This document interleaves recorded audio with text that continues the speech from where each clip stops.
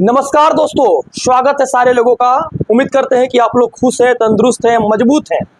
TRE 3 की examination हो गई है। आप लोग अब तो जो सारी समस्या है, सारी समस्या से उबर चुके होंगे। बहुत सारे लोग ऐसे होंगे जो कटअप पर वीडियो चल रही है उसको देख रहे होंगे और अपना कटअप मिला रहे होंगे कि क्या इस बार हमारी सिलेक्शन हो जाएगी या नहीं होगी।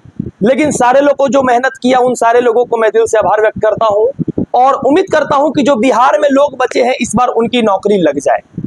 और साथ साथ आपने एक बीते दिन एक संवाद देखा और पेपर के माध्यम से न्यूज देखा कि माननीय शिक्षा मंत्री जी ने विधानसभा के अंदर अपनी बातों को रखा और कहा कि 1,60,000 बहाली प्रक्रियाधीन है। यानी जो प्रक्रिया होने वाली है बहाली पर 1,60,000 शिक्षक आने वाले हैं। लेकिन पेपर के माध्यम से यह बिल्कुल गलत छापा गया कि 1,60,000 बहाली टीआरई 4 में आएगी। मैं इसको सुनिश्चित कर देता हूं कि टीआरई 3 के अधीन उसके साथ साथ हेड टीचर, हेड मास्टर जो सारे लोग बहाल हो रहे हैं, उन सारे लोगों को गिनती को काउंट करके माननीय शिक्षा मंत्री जी ने यह बात कहा कि जो बहाली हुई है 1,60,000 अभी प्रक्रियाधीन है। ये नहीं कहा गया है कि जो बहाली है टीआरई 4 में आने वाला है। लेकिन पेपर के माध्यम से यह बात बताया गया कि नहीं, बहाली टीआरई 4 में आने वाला है। यह जानकारी की जो कमी है ऑलरेडी नजर आई पत्रकार महोदय के बीच में भी, और हमको लगता है कि पत्रकार महोदय जी एक बार फिर से इसको सुनिश्चित कर लीजिए और माननीय शिक्षा मंत्री जी से सुचारू रूप से पूछ लीजिए, अगर आप वीडियो को देख रहे होंगे, कि क्या टीआरई 4 में 1,60,000 बहाली आने वाली है या प्रक्रियाधीन है, जो कि 87,774 सीट टीआरई 3 पर एग्जामिनेशन हुई थी। 87,774 सीट और 40,247 सीट जो था हेड टीचर का था और 6,061 सीट हेड मास्टर की थी और कंप्यूटर शिक्षक की 26,000 सीट पर फिर से बहाली होने वाली है। यानी मैं बोलने वाला हूं सारे भाइयों को कि जो बहाली है लगभग 1,60,082 सीट पर टोटल, ये बहाली ऑलरेडी प्रक्रियाधीन है। मतलब जो 87,000 सीट पर बहाली हुआ, साथ साथ आपको मैंने बता दिया हेड टीचर का जो बहाली हुआ लगभग 40,247 सीट पर, फिर 6,061 सीट पर जो हेड मास्टर की बहाली हुई और 26,000 सीट बच गई है। उस सीट पर कंप्यूटर टीचर की एग्जामिनेशन आगे चलकर होगी। लेकिन माननीय शिक्षा मंत्री के द्वारा जो बात कहा गया है कि टीआरई 4 में यह सीट आने वाली है, तो आप लोगों को शायद सुनने में यह चूक हुई होगी या किसी पत्रकार महोदय से मेरा रिक्वेस्ट है या शिक्षक महोदय से रिक्वेस्ट है कि जब आप कभी भी शिक्षा मंत्रालय से बात हो या शिक्षा मंत्री साहब का बात हो, तो उसमें यह बात स्पष्ट पूछिए कि क्या यह प्रक्रियाधीन है या टीआरई 4 की वैकेंसी आने वाली है। इसके चलते तमाम शिक्षकों को देखना चाहिए। जो मैंने आंकड़ा बताया उसको एक बार जोड़िएगा तो 1,60,082 इसकी आंकड़ा आती है। और माननीय शिक्षा मंत्री जी के द्वारा यही बात कही गई है, क्योंकि 1,60,082 लोगों को अभी नियुक्ति पत्र नहीं मिला गया है और 1,60,000 लोगों को जब नियुक्ति पत्र नहीं मिला है तो वह जो है ऑलरेडी देखा जाए तो वो सारे लोग एग्जामिनेशन दे दिए हैं कंप्यूटर शिक्षक को छोड़कर। तो एक तरह से कहा जाए कि ये जो बहाली चल रही है, ये बहाली टीआरई 4 के लिए शायद शिक्षा मंत्री जी ने यह बात बिल्कुल स्पष्ट नहीं कहा है। ऐसे कमेंट के माध्यम से आप बताइए कि क्या टीआरई 4 के बात उन्होंने कहा है या जो बहाली प्रक्रियाधीन है उसके बारे में कहा है। इन दोनों के बारे में बहुत सारे बच्चों को कंफ्यूजन हो रहा था और बहुत सारे बच्चे पूछ भी रहे थे कि सर क्या जो बहाली है टीआरई 4 में आने वाली है या पहले वाले सीट को उन्होंने काउंट किया है। और बात रही एनआईओएस डीएलएड को लेकर, बीते दिन मैंने वीडियो डाला और बहुत सारे बच्चों का कमेंट बहुत अलग अलग आ रही थी। उन सारे भाइयों से, उन सारे बहनों से मैं दिल से आभार व्यक्त करूंगा और दिल से पहले तो अभिनंदन करूंगा कि आप लोग किसी के दुश्मन नहीं हैं। और सबसे बड़ी बात यह है कि जब आंदोलन हो रही थी जिसमें मधुबनी, किशनगंज, कटिहार, अररिया, सीमांचल का जो क्षेत्र था, साथ साथ दरभंगा, मुजफ्फरपुर, गया, जहानाबाद, पटना, सारे क्षेत्रों के अंदर पूर्वी चंपारण, पश्चिमी चंपारण, गोपालगंज, सीवान, छपरा, बक्सर, कैमूर, जितने सारे लोग थे, नवादा के जो लोग थे, सारे लोग आकर आंदोलन किए हैं। मतलब 38 जिला के बच्चे आकर आंदोलन किए हैं और उस आंदोलन में एनआईओएस की महत्वपूर्ण भूमिका रही है। एनआईओएस वाले भाई महत्वपूर्ण भूमिका निभाकर आंदोलन में साथ भी दिए और वो लोग नौकरी के लिए जो ललायित थे। टीआरई 1 में आप लोगों ने देखा कि मैं विरोध क्यों किया, इसको मैं स्पष्ट कर देता हूं।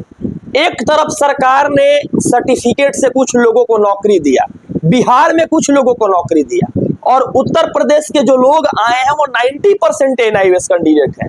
तो क्या वह उत्तर प्रदेश के एनआईओएस कैंडिडेट को विरोध होना चाहिए कि नहीं होना चाहिए?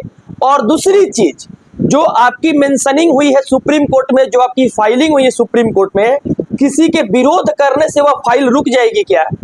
अगर आपकी सर्टिफिकेट सही है, आप हर जगह से सही हो, तो आने वाली समय में सुप्रीम कोर्ट इसकी जवाब देगी। हम या कोई न्यूज चैनल के माध्यम से अगर आपका विरोध भी होता है तो वो विरोध आपके ऊपर एक तरह से नाकामी साबित होगी। और विरोध हम नहीं कर रहे हैं, विरोध हम कर रहे हैं ज्वाइंट कैंडिडेट का, जो उत्तर प्रदेश से आकर एनआईओएस वाले सीट पर भर गए। आज बिहार के उन गरीब बच्चों की नौकरी हुई रहती तो विरोध हम नहीं करते, क्योंकि विरोध करने का सबसे बड़ी रीजन ये है कि पूरे जिला का ग्रुप जो है, उस पूरे जिला के ग्रुप में मात्र 1 से 2 लोगों को एनआईओएस जो किए थे उनकी नौकरी हुई थी।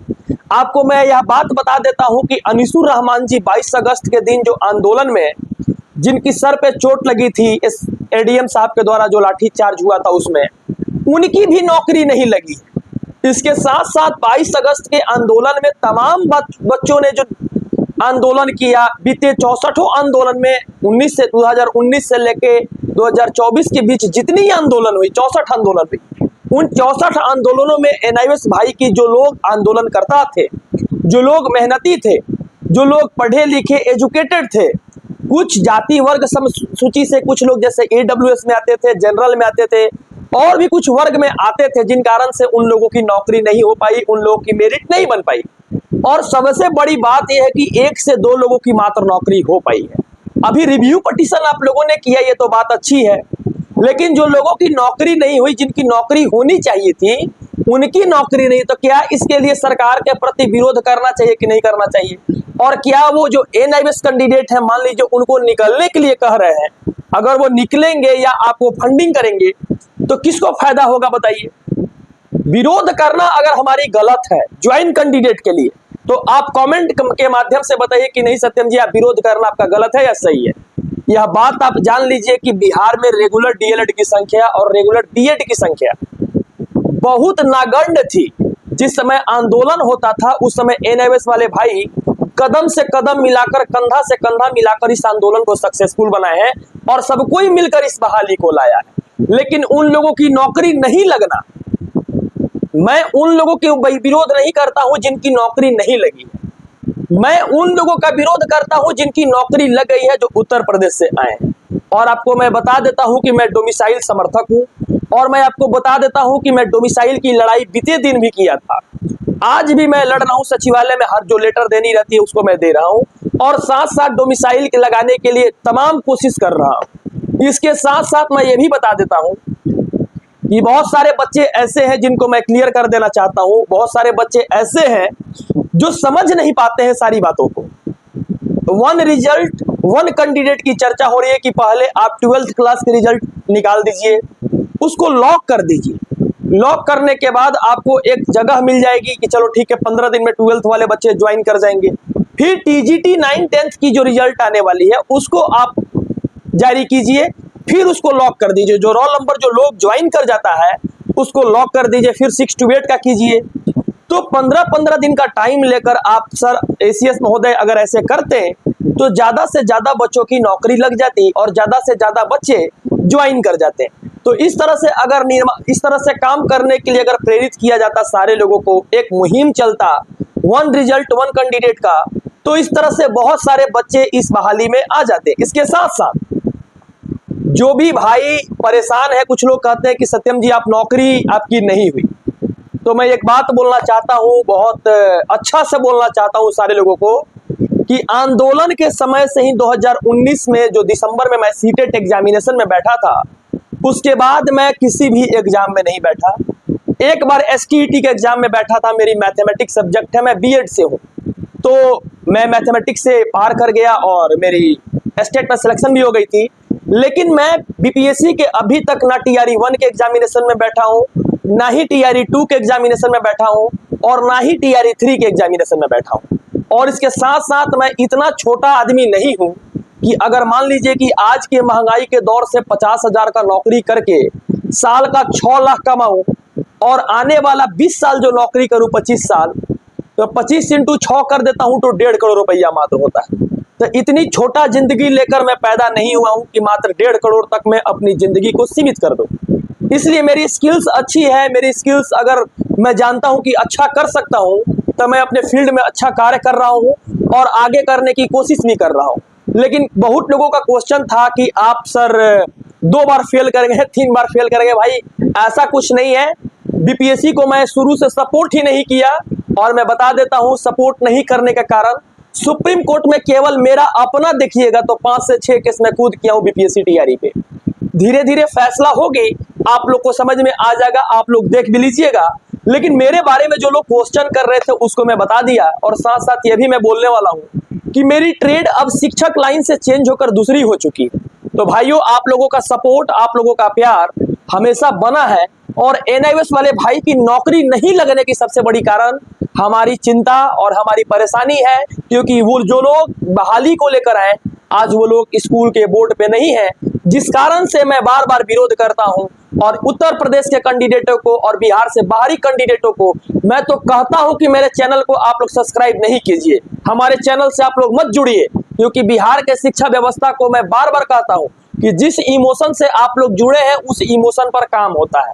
ये बात बिल्कुल सत्य है कि जो भाई का नौकरी नहीं हुआ, जिस भाई का सिलेक्शन नहीं हुआ, जो भाई इंतजार करते रह गए, खासकर कुछ गया जिला के भी भाई लोग थे जिनकी एनआईएस की संख्या बहुत ज्यादा थी, जो लोग ज्वाइन ना के बराबर किए हैं, एक भी कैंडिडेट गया में मेरे ऐसे भाई नहीं मिले जिनकी सिलेक्शन हुई है। कुछ लोग जाति वर्ग सूची से देखा जाए तो जनरल में आते थे या और भी कैंडिडेट में आते थे, जिनकी मेरिट लिस्ट में नहीं आई। और जो आरक्षण मिला है सारे राज्यों को, आप देखे होंगे कि अनुसूचित जाति जनजाति के वर्ग में आरक्षण मिल गया है, महिला कैंडिडेटों में आरक्षण मिल गया है, और वर्टिकल हॉरिजॉन्टल आरक्षण भी आप लोगों ने देखा होगा बीते दिन। तो बहुत सारी ऐसी बातें थी जिसको मैं बताना चाहता हूं और बोलना चाहता हूं आप लोगों के साथ। इसलिए कभी रिक्वेस्ट करूंगा कि सारी विषय वस्तु को मैं समझा दिया, और आगे से यह बात बिल्कुल नहीं कहिएगा कि आप नौकरी करना चाहते हैं या नहीं करना चाहते हैं। और आप यह बात बिल्कुल कहिएगा, क्योंकि देखिए मैटर ये नहीं है कि एग्जामिनेशन देकर बीपीएससी निकालकर एक शिक्षक बनकर एक 4 दीवारी के अंदर अपनी एक स्कूल के अंदर अपनी जिंदगी को मैं लगा दूं। हमारे पास स्किल्स है, हम कुछ अच्छा करना चाहते हैं इस लाइन से, और आगे बढ़ के कुछ करना चाहते हैं या समाज के साथ जुड़कर कुछ अच्छा वर्क करना चाहते हैं, तो हमारी अपनी स्किल्स है, हमारी अपनी निजी जिंदगी है। उस जिंदगी के ऊपर अपनी कार्यशैली और कार्य की जो प्रतिभा है उसको निखारने का कोशिश करता हूं, और दिन प्रतिदिन मैं मेहनत करता हूं ताकि जो कार्य कर रहा हूं उसमें सफलता मिले, और आगे चलकर ज़्यादा से ज़्यादा लोगों को मैं बेनिफिट पहुंचा सकूं, और ज़्यादा से ज़्यादा लोगों को मैं कोशिश करता हूं कि अच्छा रास्ते दिखा सकूं, और ज़्यादा से ज़्यादा लोगों को अच्छी मार्गदर्शक देकर एक अच्छा जिंदगी जीने का भी प्रयास करने का स्वरूप बना सकूं। इसलिए मैं मेहनत करता हूं। मानव जीवन केवल एक नौकरी के लिए नहीं बनी है। मानव जीवन में अगर आप चाहिए तो कुछ अन्य कार्य करके भी अपने जीवन की आजीविका अर्जन कर सकते हैं। इसके लिए अगर आप उसके ऊपर उठकर भी कुछ करना चाहते हैं, जीवन में रिस्क लेना चाहते हैं, तो आप जीवन में रिस्क लेकर आगे कर सकते हैं। बाकी आप लोगों का प्यार, आप लोगों का दुलार लगातार 2019 से 24 तक रही थी। हमारी गुस्सा की वजह यह रही कि बिहार में किसी बच्चे का सिलेक्शन नहीं हुआ, और सिलेक्शन ना होने के कारण आज हमारी गुस्सा जायज है। और आप लोग को बताइए कि क्या मेरी गुस्सा जायज थी या नाजायज थी। अगर जायज थी वो भी कमेंट बॉक्स में दीजिएगा, और जो लोग चैनल पे नए होंगे चैनल को लाइक कीजिएगा, शेयर कीजिएगा, और ललका बटन जरूर दबाइएगा, सब्सक्राइब कीजिएगा, क्योंकि आने वाली खबर आपको शिक्षा विभाग से जो ऑथेंटिक होगी वो देंगे। धन्यवाद। जय हिंद, जय भारत, बहुत बहुत शुक्रिया।